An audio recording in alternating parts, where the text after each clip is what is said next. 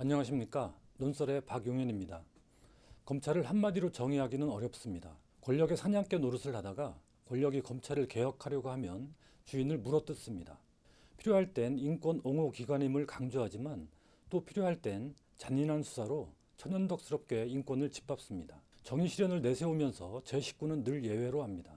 어떤 피고인에 대해선 중형을 선고받게 하려 수단 방법을 가리지 않지만 또 어떤 피고인에 대해선 자상하게 피고인의 이익을 살핍니다. 하지만 이제는 검찰을 정의할 하나의 단어를 얻었습니다. 윤석열입니다. 두 가지 이유에서입니다. 첫째, 검찰의 존재 이유가 오로지 윤석열 개인에 대한 충성인 것으로 보이기 때문입니다.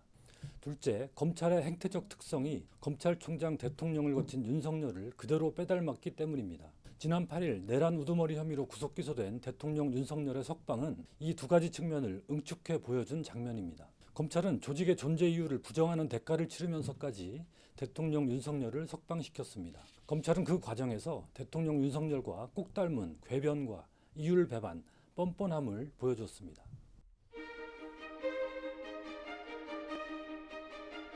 본격적인 이야기에 앞서 구속기간 산정 과정이 복잡해서 헷갈리는 분들을 위해 최대한 쉽게 설명해 드리겠습니다. 먼저 그림 1처럼 법에 정해진 구속기간은 체포된 날부터 따져 10일간입니다. 그 안에 기소가 이루어져야 합니다.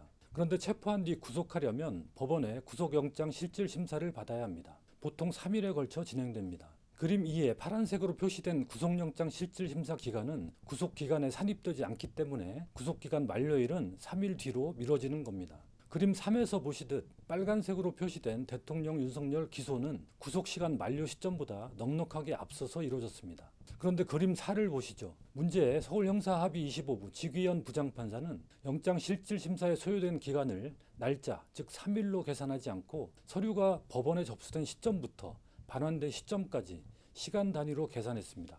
파란색 부분입니다. 그러면 구속기간 만료 시점이 딱 이만큼만 뒤로 미뤄집니다. 이렇게 되니 윤 대통령 기소 시점이 파란색 바깥으로 나갑니다. 즉 구속기간 만료된 뒤에 기소가 이루어졌다는 겁니다. 계산 방식을 날짜 단위로 다시 되돌리면 이 문제는 해결됩니다. 여기까지만 봐도 문제가 무엇인지 아시겠지만 한 단계만 더 들어가 보죠. 사실은 시간 단위로 계산해도 구속기간은 만료되지 않았습니다. 그림 5를 보시죠. 하얀색 부분이 있습니다.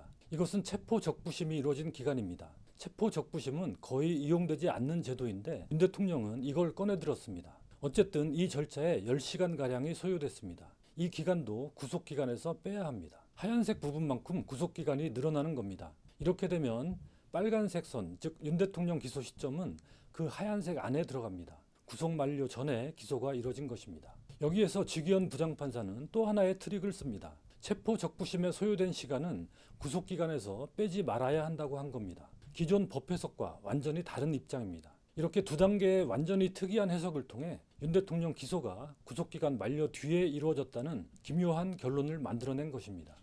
이제부터 이게 왜 잘못된 것인지 하나하나 보겠습니다. 우선 구속기간 산정을 시간 단위로 하는 건 법에 배치됩니다. 기본적으로 형사소송법은 구속기간은 10일이라고 일 단위로 규정하고 체포기간은 48시간이라고 시간 단위로 규정합니다. 일과 시간을 구별하고 있는 것입니다. 더 중요한 것은 구속기간에서 제외해야 하는 기간을 규정한 두 개의 별도 조항입니다. 영장 실질심사의 경우 법원에 심사를 위한 서류 증거물이 접수된 날부터 구속영장을 발부하여 검찰청에 반환된 날까지의 기간을 구속기간에 산입하지 않는다고 규정되어 있습니다. 반면 체포 구속 적부심사의 경우 법원에 서류 증거물이 접수된 때부터 기각결정 후 검찰청에 반환된 때까지의 기간을 산입하지 않는다고 규정되어 있습니다. 날과 때를 구별하고 있는 것입니다. 이번 재판부는 영장실질심사의 경우에도 법에 규정된 날이 아닌 때 단위로 해야 한다고 결정했는데 이는 현행법의 명시적 표현과 어긋나는 것입니다. 또 하나의 쟁점은 앞서 보았듯 체포 적부심사에 소요된 기간을 구속기간 산정에서 제외해야 하느냐입니다. 이번 재판부는 형사소송법이 그러한 규정을 두고 있는지는 명확하지 않다고 했습니다. 그러나 형사소송법 214조의 이 13항을 보면 체포 적부심사 기간도 구속기간에서 제외해야 한다고 해석하는 게 맞습니다. 형사소송법 교과서도 그렇게 설명하고 있습니다. 이번 재판부가 교과서와도 다른 매우 특이한 해석을 한 것입니다. 오동훈 공수처장이 국회에 나와 지적한 것도 바로 이 부분입니다. 그러므로 재판부가 제시한 시간 기준에 의하더라도 매우 적법한 기소였습니다.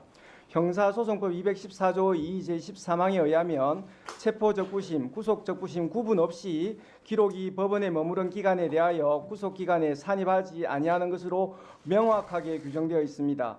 재판부는 형사소송법 214조 2 제13항 후문이 체포적부심에 적용되는지 분명하지 않다고 보아 위 10시간 32분을 전혀 고려하지 않고 구속기간을 넘겨 기소하였다고 판단하였는데 법 왜곡이 아니라 법 해석으로 평가받기 위해서는 현행 형사소송법 214조 2 13항 규정 중 어느 부분이 불분명한지에 대해서 해명되어야 한다는 생각입니다.